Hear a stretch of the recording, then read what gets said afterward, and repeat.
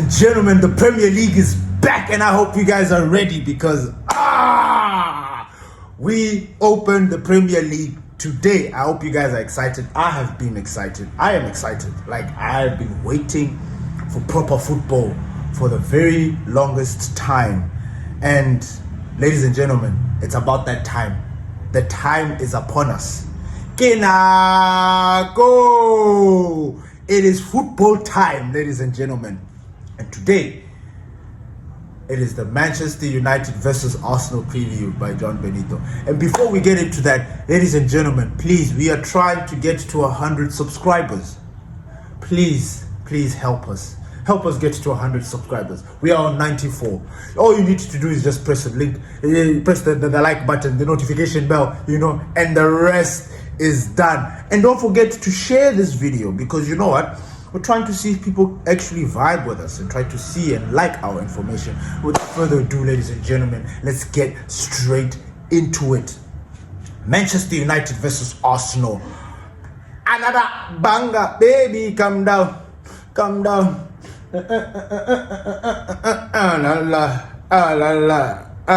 Yes, I am vibing, as you can see. I am excited, as you can see. I am relaxed, as you can see. The only person that I feel sorry for at this moment is my dad. My dad is a gunner, and the opening is going to be father versus son, or son versus father. Like, it is going to be a banger. Unfortunately, my father is out of town, so we're not going to be sitting together and grilling and roasting each other as we watch the game. But I'll be watching the game with my father, and we're thinking about him in spirit.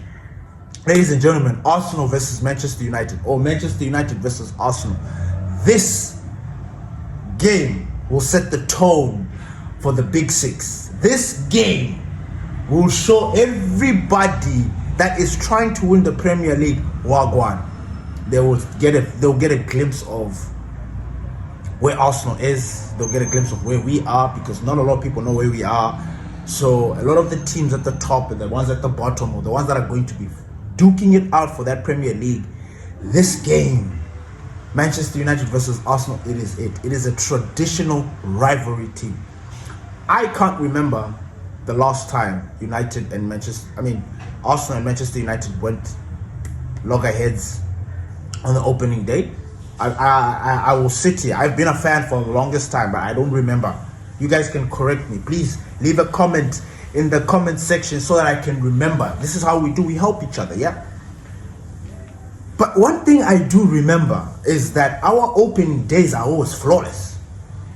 Our opening days, yes, except for the recent times. We've gone through turbulent times here at Manchester United. But the majority that I remember, if you come to Old Trafford on that opening day, you are getting your ass handed to you. Now things have changed. Football has changed. Life has changed.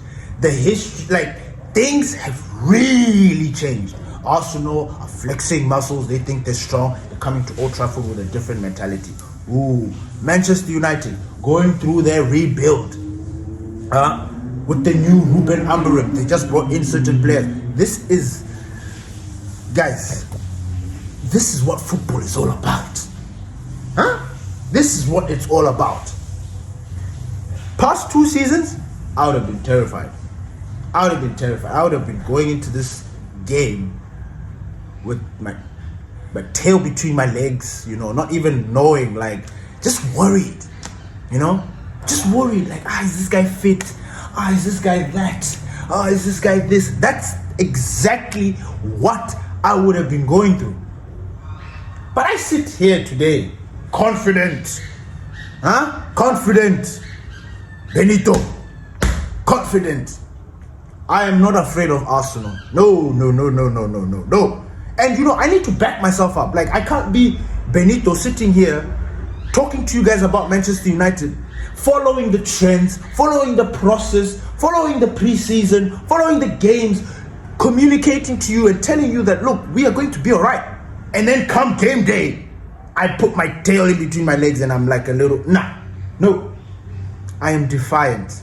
this season, I am defiant. I'm still waiting because, Pastor D said that he was going to do a reaction to my prediction. So I can't wait because I know I took a piss. I know I took a piss, but there's a little bit of truth when I was taking a piss in there. So I'm really excited to see what his reaction is going to be. Having said that, I need to back this team. We need to back United. We've brought in the players that were missing. When you are fixing a puzzle, there's always a certain piece that is missing. Or if they are breaking and trying to make an omelette, let me go Jose Mourinho. You're trying to make an omelette. What do you need? You need the salt and the pepper, the eggs, and the little ingredients then so that you can make that omelette. You need to crack a couple of eggs there to make that omelette. You know what I'm saying? So this is exactly what Manchester United have been doing. This season, we went and we got those premium eggs that when we crack it, when we go, it just gives that perfect, you know what I'm saying? That perfect, and that's Cunha, and then that's Mbuemo. Hey. And then what do? The bacon. Where are we putting the bacon? Benjamin Sesko is the bacon. We slap him right there. Now as you can see, the egg is like this, and then the bacon is right there. Come on. We have solved the problems that were at Manchester United. Not at Manchester United, I lie. We have solved the footballing problems that were at Manchester United. I can sit here with my chest and say that, look, some of you take Manchester United very lightly. Fair. You only know about Manchester United when you read or if there's a big story. I live Manchester United. There is no day that goes by without me immersed in Manchester United news.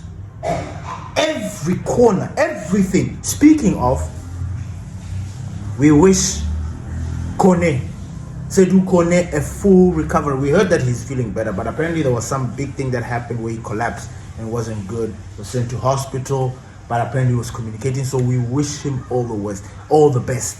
That boy, I have been crying and screaming about him. He is the future African boy, Seydou Kone. I am happy about that boy. I was worried that the boy got injured, and apparently there was ambulance and he had to be taken to the hospital, but he is fine. Do you see what I'm talking about? Manchester United. So, when I sit here, yes, I know when it comes to the journey of winning, that title charge, because what we always say is, Man City is rebuilding or Arsenal is rebuilding. The team is ready for them to challenge for the league. Fair. And then you get curved balls, Nottingham Forest or somebody who is just, for some reason, they're not going through the trajectory or that plan that everybody else is going through. But for some reason, their players this season are on it.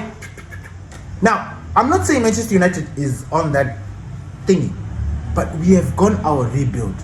And fortunately for us, and I need you guys to understand this, fortunately for us, we got in good players. And these players wanted to come to us. If they didn't, it would have been a different game. It would have. We would have been sitting here with our dicks in our hands, wondering when is the next player going to come in. We're sitting here right now and we're linked to Baleba. Do you know that is a dream? It is a dream. Before, now we're not sure we're gonna get this. So I am confident in Arsenal. Hey, take it back. I am confident in Manchester United, especially in this opening game. Now, as you can see, this will be the team I believe that Ruben Amorim will pick. Anyway, a lot can change. I'm not doubting it, but a lot can change. However, this team, if I can nail this team, if I can nail at least 10 out of 11, I'll be so happy. You know why? Because it will give me a sense of, yeah, bro, you know your team. Yeah, bro, you understand your manager. Yeah, bro, you are really locked in. You know what I'm saying? It will give me that. You know, it's not that I'm just sitting here following United, not knowing what the hell is going on. Nah. I need to be able to know. You know? So based on all of that, you guys are wondering why my team is looking like that. But hey, man, I started with Onana because in as much as I don't want Onana to start, apparently he's getting back, he's fit and what. He is fighting for that position. And I know that the window closes in 1 September. We have not yet gotten a goalkeeper. Right up until now. So that goalkeeper situation, that goalkeeper talk, I am not even entertaining it because the league starts today. Maybe later, but today. Then it means that the opening game against Arsenal, Wagwan. So we have options. We have Bayende, we have Onana. I personally would have put Bayende. And the reason is because I've been watching him through the preseason. He's been doing very, very well. Even last season, Bayende has not really had a bad performance in a United jersey as a goalkeeper. Absolutely not. And I can sit here and I can defend him. Bayende has been good. My only question is, why are we not seeing that? Like, I understand that they want to make Onana, but now this is high time where the gaffer needs to start making decisions. If Onana is not going to be there or he's not yet fit, put Bayende. But when Bayende is having a good time and doing his thing, do not remove him. Because that's what happened last season. I actually thought Bayende was going to play even the final. Because he had been doing his thing. So, yeah. Anyway, so this team is the team that I think will be picked. If anything happens, I wonder. But we'll discuss some of these changes. So, I've put Onana. I know it's confusing because I am battling between getting it right and also understanding or trying to guess what the gaffer is going to do. I don't know if that makes any sense. So, I can guess, and then there's what the guy is going to do. It could be the same thing, but at the same time, it could be the not. So, guessing is putting Onana. Guessing is putting Bayende. It is. Because if Onana is fit, he will start that game. So, I'll start with Onana. I put him there, as you can see. And then my defense, my 3 defense is Euro, De Ligt, and Luke Shaw. Yes, I could have put Aiden Heaven there, but I believe there's an element of seniority. Aiden Heaven and Friedrichsen and Diego Leon, those guys are going to be subs. They are going to fit in when the main guys are not good and all of that, which is not bad because Aiden Heaven is good, but I feel there's a little bit of Aiden needs another year. I know I was praising him, but he needs another year. He's a little bit jittery for me. I've seen a little bit of him that I just be like, oh man, I thought you were composed. I thought you were more composed than this. He's a little bit jittery for me, and that is a little bit concerning. It's not a big deal, but yeah. And then in that midfield, we are going to have Casemiro and Bruno.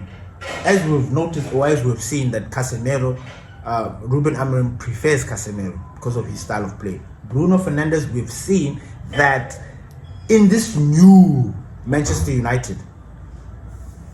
Look, a lot of people want him to play in that number 10 position. Unfortunately, I don't see it. And I think people are just barking up the wrong tree or just making noise when they keep saying that, Bruno should be in that number 10 position. Bruno is a player that wants responsibility. You understand? And he thrives under responsibility. So putting Bruno in that number 10 position is almost a cop-out. I don't know if that makes any sense. It's almost like, Bruno, it's almost like you're protecting Bruno. No, we don't protect Bruno. Bruno is the guy that you thrust into the issues, into the problem. And this is how I see him fit. And I absolutely agree 100% with the gaffer that Bruno Fernandes will work in that midfield. He is given opportunity to defend and attack. He's in that perfect balance. And he's got the players. He's got Mboema out there. He's got Cunha there. He's got Aman. He's got Togo. Now he's got freaking Benji. Bruno is going to be pinging balls left, right, and center like a madman. He's going to be pinging them like this. Hey, Bravo. Oh, hey. This is how Bruno is going to be doing it. Just, you understand? But he needs to see the pitch. He needs to see all of it. If he's in that number 10 position, he doesn't see all of it. I 100% agree with Ruben Amorim. I don't know why I'm locked in like that, but I do. I see it. Bruno, before coming to Manchester United, was playing this role in Sporting. Why are people all of a sudden acting like, oh, Bruno is the almighty attacker. He must just play number 10, number 10, number 10. We are breaking down football in a way that we are destroying players. Jude Bellingham. I keep on saying that guy is not an attacking midfielder. No. Because he scored goals at Real Madrid. No, he scored goals because he was moved into a position. But Jude Bellingham, Borussia Dortmund, Jude Bellingham, Birmingham, that was an all-action midfielder. A Kante-ish, box to box, everywhere, anchor, everything. Now you just want to make him an attacking player because what? Because he can score goals from every angle? Come on. Bruno can also score goals from any angle. So because he can do that, he's the number 10. No.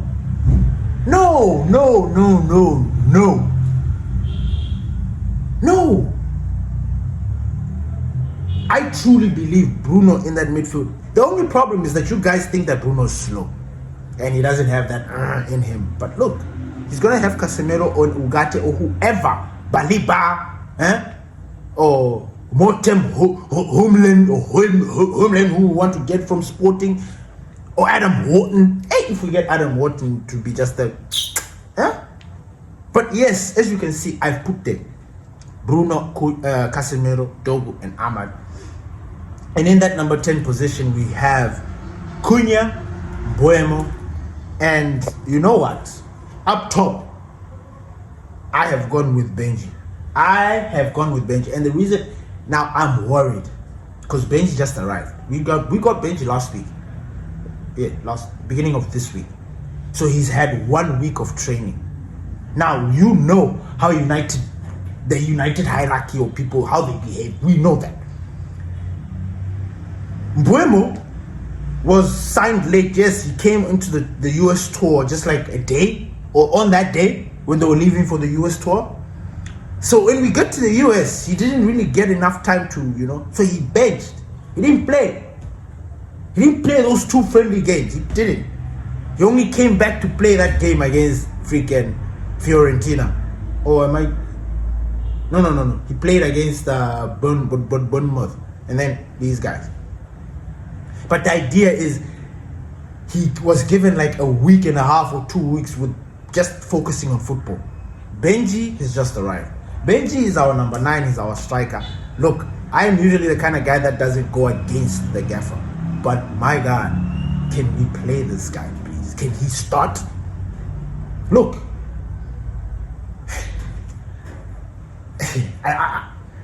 You see, I don't want to go against the gaffer. I don't want to be that guy because I understand. But at the same time, I'm looking at Benji and I'm like, bro, Benji, do you know how the beginning of the season is? Like the opener at Old Trafford, how it is buzzing, how it is rocking. I think Benji might just do a madness. I don't know. I have this feeling. Like I said, I'm not afraid of Arsenal. I am not. The reinforcements that we have made me comfortable enough to face Arsenal, face Liverpool, face Man City. Like I don't care. And you guys can clip that, you can take that to the bank. I am not afraid like I was last season. Last season we got plummeted. That's not happening this season. And if it does, I'll sit here and I will explain, because I'll watch the game. And I'll explain why. And I'll give you guys the reason so that you guys can relax and we move on. But the truth of the matter is, Benjamin Sesko needs to start. Give that boy 60 minutes or 7, whatever.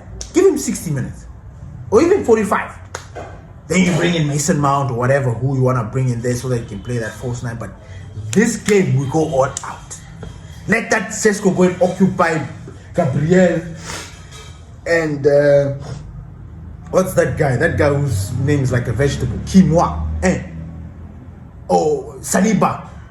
Let's give him. Let Bueno and Cunha go and test themselves against these guys. Let them give them a little bit of hey. Check them. Guys, I'm buzzing. I'm excited. And this is the team that I think he will pick.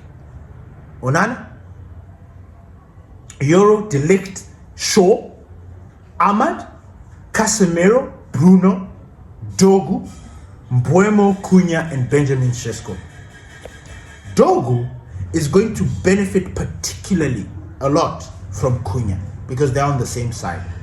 Dogu last season was exhibiting behaviors that are not, and I know I was like, oh, he's good. I did that just so that I can, just let people slide, but I was not happy. I didn't like the way Dogu passed the ball. I can clearly see that you do not have a strike in you. If you do, it is one of those wishful ones. But you don't have it in your locker, Dogu.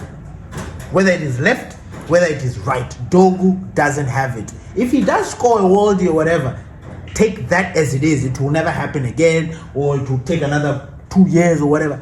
Dogu is not somebody that strikes the ball. But every freaking time I see him, he finds himself in positions where he wants to strike this ball. And I keep asking myself, why? Pass the ball. Rasmus Højlund's final action that sent him that made him go berserk was Dogu not passing the ball. Do you understand? There's that thing of just putting it in front there for the strike. Other teams do it. Ousmane Dembele was providing those kind of crosses in the Super Cup final. Did you see it? Now, our freaking players don't do that. Now we've got Dogu on this side, who's a wing back. Ahmad is on this side.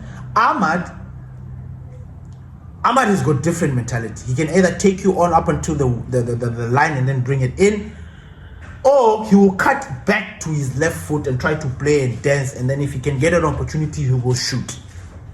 Whereas for Dogu, you can see that my man here has got no control of the shot.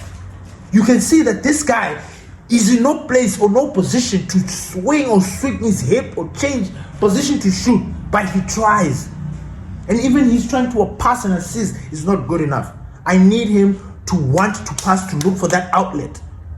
Benjamin, Cunha, I need Dogu to find these guys on a constant basis. I need crosses. Damn it, I need crosses. Benjamin Sesko he's an Airbus. He's an Airbus A380 or A300, whatever you want to call it. He is a freaking plane. This boy is 6'5", hard as fuck. He will jump. He will take flight like CR7. Come on. This boy is ready. Let's stop taking a piss with people's attributes and what they're capable of. My prediction for Manchester United versus Arsenal. I think United are going to win. I think we're going to win 2-1. It's a very conservative one, but I'm sorry, I feel 2-1. If we lose, fair. If we draw, even better. But I have a feeling that we're going to beat Arsenal. I don't know where this feeling is coming from. Obviously, I know where it's coming from, but you understand, I don't know exactly. I don't, maybe, I'm just not scared. I'm not scared. So, yeah, that's my team.